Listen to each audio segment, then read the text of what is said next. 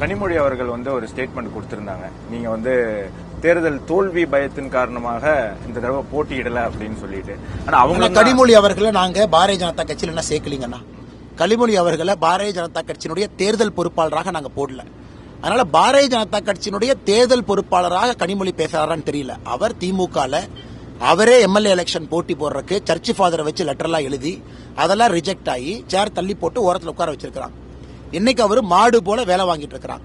நீங்க தேர்தல் முடிந்த பிறகு பாருங்க, இத்தனை காலமாக கனிமொழி எங்க வச்சிருந்தாங்களோ அங்கேயே வைக்க போறாங்க. தேர்தல் காலத்தில் அவர் மாடு போல இங்க சுத்திக்கிட்டு இருக்காங்க. ஏதோ பொய் நிறைய பேசுறாங்க கனிமொழி அக்கா. அதனால கனிமொழி அக்கா முதல்ல கட்சிக்குள்ள அவர் இருக்கக்கூடிய இடத்தை அவர் பாதுகாக்கணும். அடுத்த முறை எம்பி சீட் அவர் கிடைக்குமானே தெரியல. இது பாரதிய ஜனதா கட்சியை பத்தி அவங்களுக்கு தெரியாது. இது ஒரு தொண்டர்கள் இருக்கக்கூடிய ஒரு கட்சி.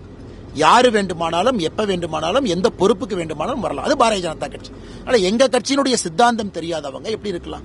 எத்தனையோ தலைவர்கள், மிகப்பெரிய தலைவர்கள் 1989 நான் வாஜ்பாயை பத்தி சொல்றேன். அந்த லோக்சபால வாஜ்பாயா போட்டி போடல. நான் வாஜ்பாயுடைய கால் நெகத்தினுடைய தூசிக்கு நான் சமம். அன்னைக்கு வாஜ்பாயாவே அந்த கட்சி பணி செய்யணும்னு சொல்லுச்சு. இன்னைக்கு என்னை போன்ற சாதாரண மனிதனுக்கு அந்த கட்சி பணி செய்யணும்னு சொல்லியிருக்கு. இந்த கட்சி யார் எங்கே எப்பொழுதே அழைத்து செல்ல வேண்டும் என்பது முழுமையாக தெரியும். அதனால கனிமொழி அக்கா பிஜேபி சேர்ந்து இந்த கருத்தை சொன்னான்னு நான் ஏத்துக்கிறேன். அவங்க பிஜேபியில் இன்னைக்கு சேரல. சேராதப்ப தேவையில்லாத கருத்து, புரியாத கருத்தை ஏன் அவங்க பேசணும்?